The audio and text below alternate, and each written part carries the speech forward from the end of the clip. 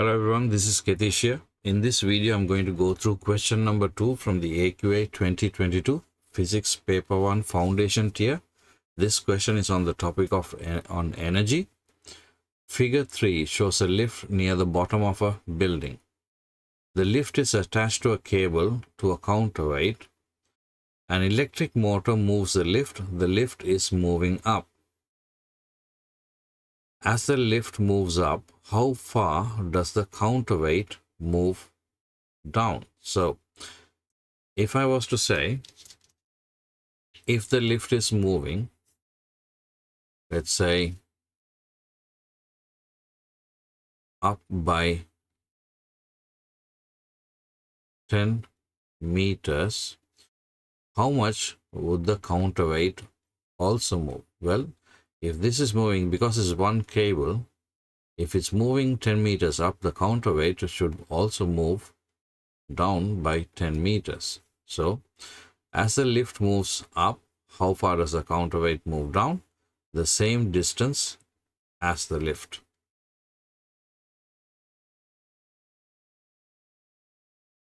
Question 2.2. What happens to the gravitational potential energy of the counterweight as it moves down? Now remember, gravitational potential energy or GPE, the equation is the mass, gravity and the height. Now, if it's moving down, the height is actually going down. When the value of the height goes down, the gravitational potential energy should decrease.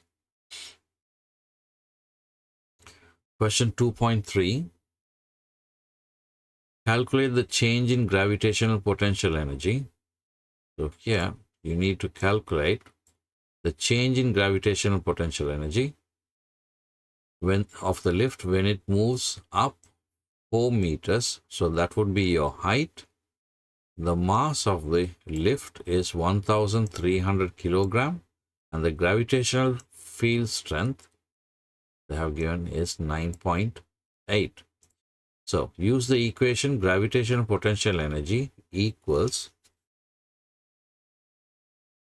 the mass is 1300 multiplied by the gravitational field strength, which is 9.8, multiplied by the height was 4 meters.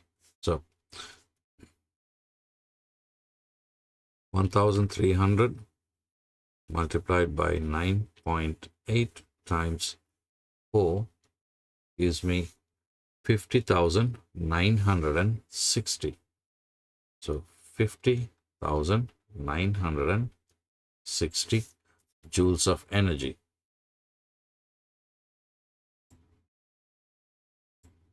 Question 2.4.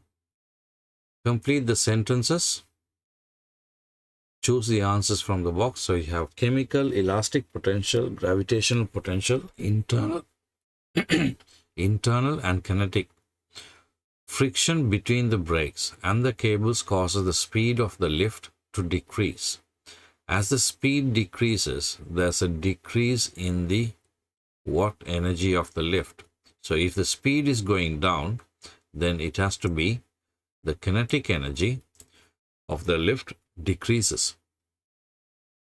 As the speed decreases, there's an increase in the watt energy of the brakes. Now, if the speed is decreasing because of friction, then it has to be the brakes are actually getting hot. Now, they haven't given you the word heat or thermal. So what is the best word? It has to be internal. Internal, the word internal or internal energy is also referring to thermal energy. Question 2.5. The motor transfers different amounts of energy each time the people use the lift. Which factors? Right? So it's more than one. So they are actually asking you to tick 2 boxes. Which factors affect the amount of energy transferred by the motor as the lift moves? So the distance moved by the lift, is that affected?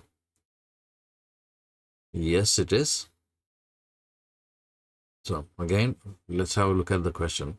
The motor transfers different amounts of energy. So how much energy is spent by the motor depends on how far the lift has to be moved up. So which is our first point.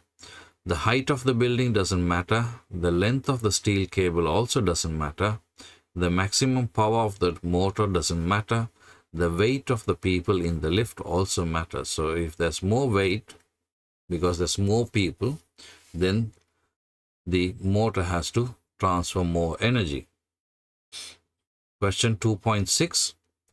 The weight of the lift and the counterweight stretch the cable by 0.015 meters.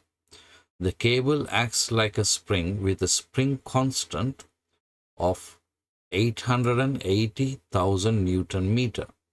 Calculate the elastic potential energy. Now, use the equation elastic potential energy equals 0.5 times spring constant, which is this 880,000 multiplied by the extension squared. So most students forget to square it. So let's write down the values. So 0.5 multiplied by 880,000 multiplied by 0.015 squared. So I'm going to add the numbers in reverse. So let me do the square first. 0.015 squared equals 2.25 times 10 to the power minus 4. Let me make this slightly bigger so you can actually see the calculator.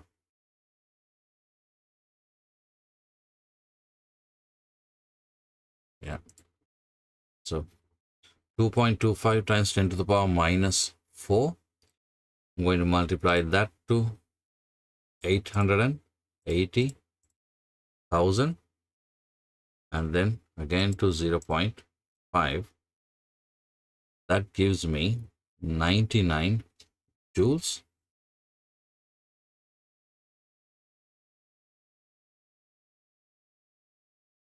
Question 2.7. A lift system using a counterweight is more efficient than a lift system that does not use a counterweight. How does having a more efficient system affect the energy transferred by the motor? Now, if the system is more efficient, that means the motor doesn't actually have to transfer a lot of energy. So less energy is transferred by the motor. And that brings us to the end of question number 2. I will see you in question number 3.